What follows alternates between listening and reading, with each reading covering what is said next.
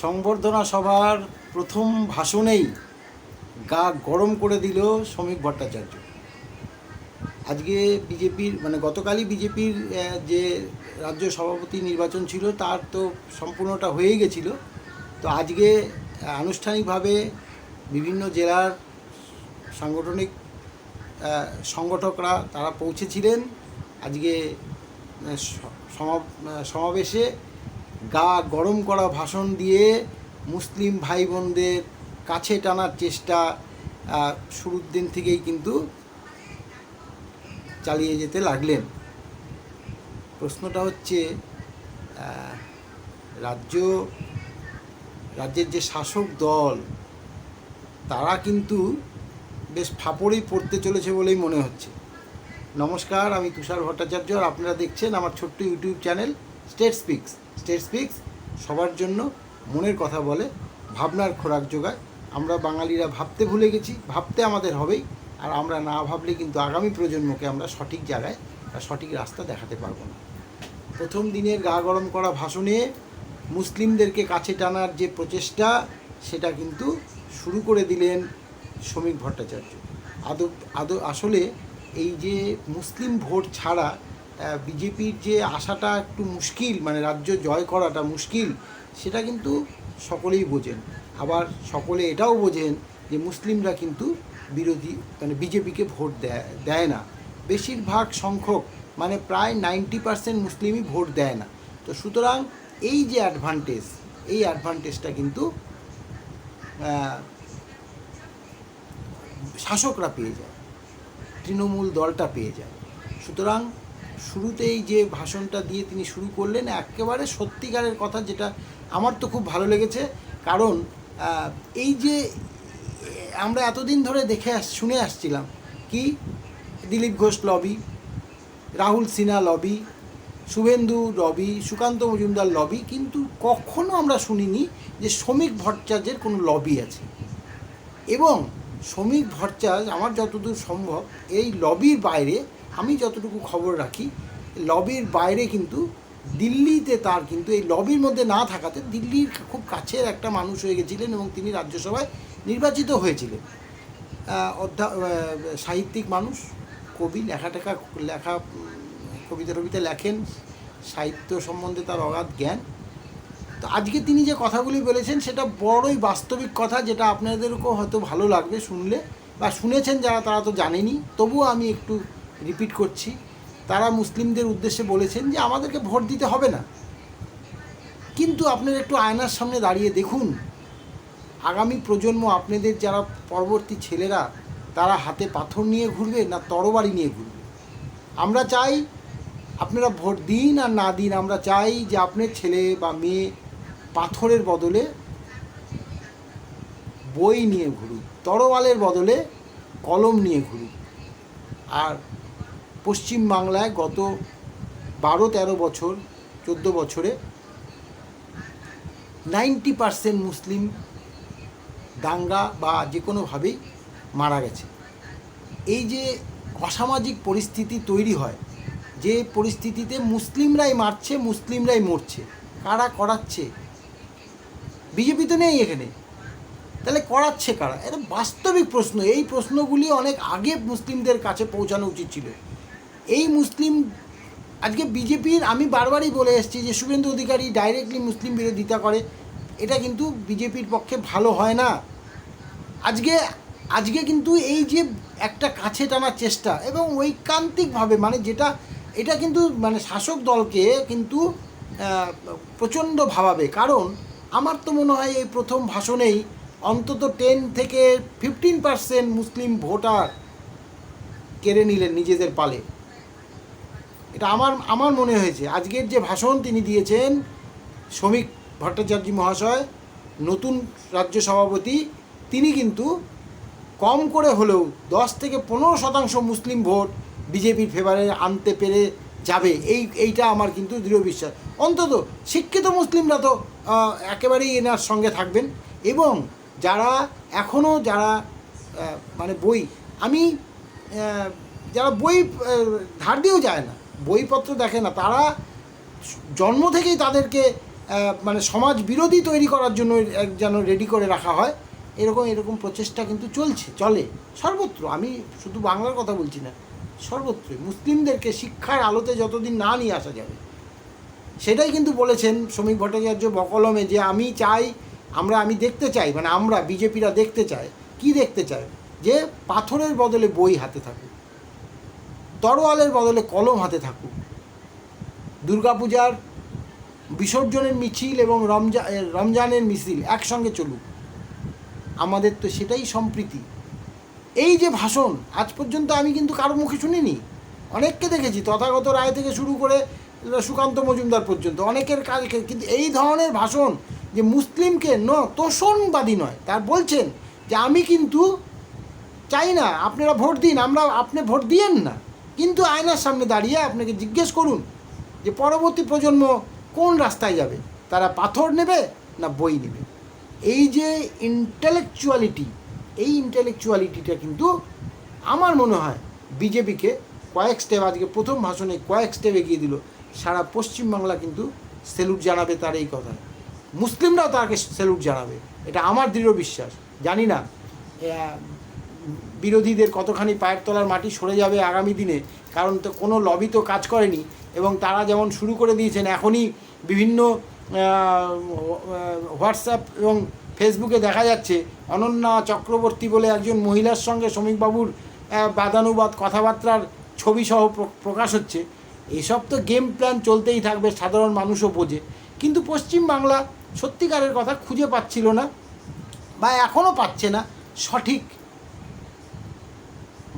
মানে সঠিক মানুষকে, কে বিরোধী শক্তি হয়ে দাঁড়াবে।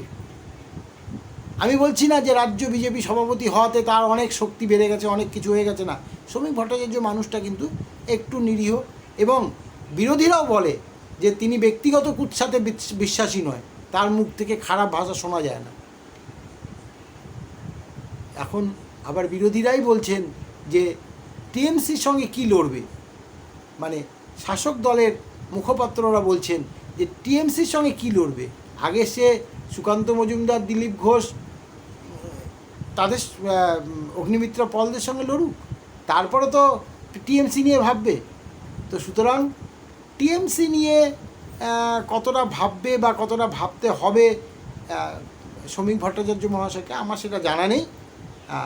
সম্ভবত তিনি অতটা ভাববেনও না, কারণ যে ঘটনাগুলি বা যে গসিপগুলি মার্কেটে আইটি সেল থেকে, টিএমসির আইটি সেল বা অন্যান্য কোনো জায়গা থেকে বিভিন্ন লোককে, ব্যক্তি বিশেষকে দিয়ে ছেড়ে দেওয়া হচ্ছে, আর সেই সব মানুষ, সাধারণ মানুষ বোঝে, তারা বুঝবে যে এসব গসিপ, এসব চলতে থাকে।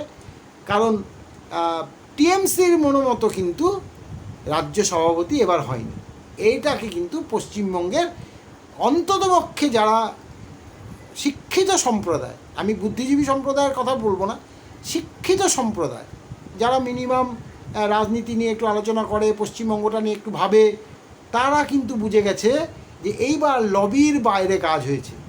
ওই জগন্নাথ চট্টোপাধ্যায়, অমিতাভ চক্রবর্তীর লবিও এখানে কাজ করেনি, তাদেরকে বসিয়ে রাখা হয়েছিল যে ভিতরের খবরগুলি কিভাবে অন্য দলের কাছে পৌঁছে দেওয়া যায়, তার বিনিময়ে কোটি কোটি, কারণ জগন্নাথ চ্যাটার্জির তো ওপেন বেরিয়েছে, কত কোটি টাকা কোথা থেকে আসলো, তারপরে সব ধামাচাপা। আমরা গরু গাধা, আমরা বুঝি না, সাধারণ মানুষ গরু গাধা। আরে তুমি বিজেপি করো আর যাই করো, বিরোধী করো, তুমি সেটা প্রমাণ করতে হবে। এরকম অনেক আত্মসহায়কদেরও অনেক কীর্তিকলাপ ফাঁস হয়েছে, কিছু সাংবাদিকদেরও কীর্তিকলাপ ফাঁস হয়েছে। সংবাদ সংগ্রহ করতে গিয়ে যখন মানে সত্যি কথা উঠে এসছে, তাদেরকে মুখ ধামাচাপা দেওয়ার জন্য কোটি কোটি টাকা দেওয়া হয়েছে। তো সুতরাং এই পরিস্থিতিতে বাংলার মানুষ একজন মনে হয় সঠিক লোক রাজ্য সভাপতি বিজেপির দল নেতা হিসাবে পেয়েছে, যাকে বিশ্বাস করে হয়তো এগিয়ে যেতে পারবে বিজেপি, এই বিশ্বাসটা কিন্তু মানুষের মধ্যে আজকে প্রথম দিনের তার ভাষণে, সংবর্ধনার ভাষণে এটা কিন্তু প্রকট হয়েছে। আমরা বুঝতে পেরেছি যে হয়তো আগামী দিনে শাসককে কোণঠাসা করা অবস্থায় নিয়ে যেতে পারবে ইনি। আমি গতকাল বলেছিলাম যে আগামী দিনে বর্তমান এবং যিনি অতীত হয়ে গেলেন ডক্টর সুকান্ত মজুমদার, তাদের কার্যকলাপ এবং কি সাফল্য এবং কতটা সফলতা পেয়েছে বা পায়নি বা কি কি হয়েছে সেটা নিয়ে আলোচনা করব। অবশ্যই সুকান্ত মজুমদারের আমলে কিছু তো লাভ হয়েছেই, বিজেপির আভ্যন্তরীণ দলগতভাবে হয়তো লাভ হয়নি, কারণ তিনি সংগঠনের লোক ছিলেন না কোনো দিনই, তো সংগঠনগতভাবে হয়তো তার সেভাবে লাভ হয়নি। কিন্তু পশ্চিমবঙ্গের কিন্তু আমার মনে হয় সামগ্রিকভাবে বেশ কিছু জায়গায় উন্নতি হয়েছে। রেলের অনেক সম্প্রসারণ ঘটিয়েছেন, নতুন নতুন সংযোজন হয়েছে রেলের, এসব হয়েছে। বিমানবন্দরগুলির দেখভালের জন্য তিনি অনেক চেষ্টা চালাচ্ছেন, আগামী দিনে আরও করবেন। তো হয়েছে কিছু, তা আমি এর বিস্তারিত ব্যাখ্যা নিয়ে পরবর্তীকালে আসবো যে তার সুফল এবং কুফল। আজকে যেটা বক্তব্য ছিল যে আমাদের শ্রমিক ভট্টাচার্য মহাশয় বিজেপির যিনি দায়িত্ব নিলেন, তার প্রথম ভাষণেই কিন্তু তিনি মুসলিমদেরকে আপন করে নেওয়ার চেষ্টা করলেন, যেটা সার্বিকভাবেই হয়তো সমস্ত মুসলিম সম্প্রদায়ের কাছে না হলেও অধিকাংশ মুসলিম সম্প্রদায়ের কাছে কিন্তু একটা ভালো বার্তা বয়ে নিয়ে যাওয়ার একটা বার্তা বয়ে নিয়ে যাওয়া হলো। আমি কয়েকদিন ধরে দেখতে পাচ্ছি আইএসএফের যিনি আছেন আমাদের,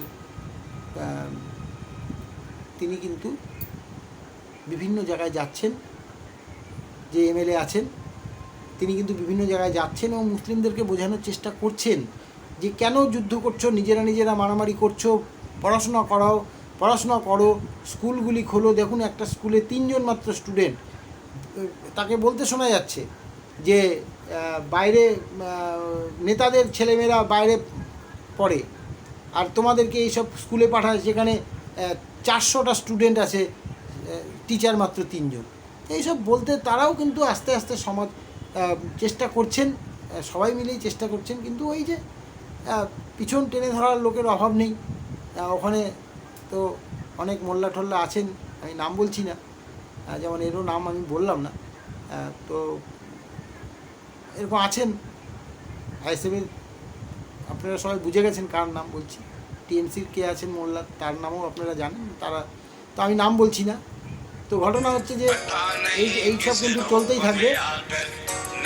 আমরা কিন্তু একটা জিনিস পেলাম, অন্তত সাহসের সঙ্গে বিজেপি কর্মীরা এখন বলতে পারবে যে আমরা একজন বলিষ্ঠ রাজ্য সভাপতিকে পেয়েছি, যিনি কোনো লবিতে ছিলেন না এবং সাবলীলভাবে এগিয়ে যেতে পারবে, বিজেপির হয়ে কাজ করতে পারবে। সবাইকে নিয়ে কাজ করতে পারলে বিজেপি কিন্তু সর্ববৃহৎ দল, পশ্চিমবঙ্গেও ভালো ভোট পার্সেন্টেজ আছে, আগামী দিনে হবে। কিন্তু দেখবেন এর মধ্যেই অনেক গুটি সাজানোর খেলা চলবে। যারা লবির লোক তারা বসে যাবে, যারা লবিতে যারা চাইছিলেন এ আসলে আমি কাজ করব, ওই আসলে আমি ওই পদটা পাবো, এই পদটা পাবো, মণ্ডল সভাপতি হব, জেলা সভাপতি হব, শহর টাউন সভাপতি হব, এইসব পদগুলি যারা পেলেন না, তারা লবিবাজি করে আবার অন্যরকম ঘোটালাও করতে পারেন বলে আমার মনে হয়। তো যাই হোক, যদি সেটা হয় কিভাবে মোকাবেলা করেন শ্রমিক ভট্টাচার্য সেটাও দেখার বিষয়। তবে তিনি লবির লোক নন যখন, তখন তিনি সেভাবে শক্তভাবেই মোকাবেলা করতে পারবেন বলে আমার দৃঢ় বিশ্বাস। আজকে এই পর্যন্তই। প্রতিবেদনটি আপনাদের সামনে এই জন্যই আনলাম যে বিজেপিকে নিয়ে তো অনেকেই অনেক রকমভাবে আগ্রহ প্রকাশ করেন, তো অনেকেই সেটিং ফেটিংও তত্ত্বও দেন। তো নতুন সভাপতি কি ভাষণ দিলেন এবং তিনি কিভাবে মুসলিমদেরকে কাছে টানার এবং আমাদের যে সবাইকে নিয়ে কাজ করতে হবে এই যে একটা মানসিকতা নিয়ে আগালেন, সেটা কিন্তু খুব ভালো লাগলো। ওনার কাছে আরেকটি আবেদন, যারা পুরানো কর্মী, যারা অনেক 1990-95, ইনিও 1990 সালেই ভারতীয় জনতা পার্টিতে যোগদান করেছেন, এই ডক্টর শ্রমিক ভট্টাচার্য। তো এই যে যারা বহু পুরনো 1990 বা তারও পুরনো সময় থেকে যদি যারা বেঁচে আছেন বা তার পরবর্তী সময়ে যারা যোগদান করেছেন, তারা যারা অভিমানে বসে আছেন, কাজ করছেন না এবং তাদের কিন্তু কাজ করাটা খুব জরুরি বলে মনে হয়, হাতে প্রচুর ভোট তাদের আছে, এদেরকে কিন্তু আপনি সংগঠিত করুন। এই সংগঠন এইটা করতে পারলে, রাজ্য জুড়ে যদি আপনি এটা করতে পারেন আগামী ভোটের আগে পর্যন্ত, তাহলে আমার মনে হয় বিজেপি খুব সহজভাবেই যোগদান করবে। এই মান অভিমানের পালাটাকে শেষ করুন। আর আগামী দিনে শাসক দলের কিন্তু শ্রমিক ভট্টাচার্য মাথা ব্যথার কারণ হয়ে উঠতে পারে বলে আমার মনে হচ্ছে। আপনারা কি বলেন কমেন্টসে জানাবেন। অনেকেই অনেক মন্তব্য করেন, কিন্তু সেই মন্তব্যগুলি একটু ভেবেচিন্তে করবেন। সবাই তো সব চিন্তাভাবনার মধ্যে দিয়ে থাকে না। আপনার চিন্তাভাবনা একরকম হতে পারে, আমার চিন্তাভাবনা আরেক রকম হতে পারে। তাই কমেন্টে আজে বাজে কথা লিখবেন না। নমস্কার।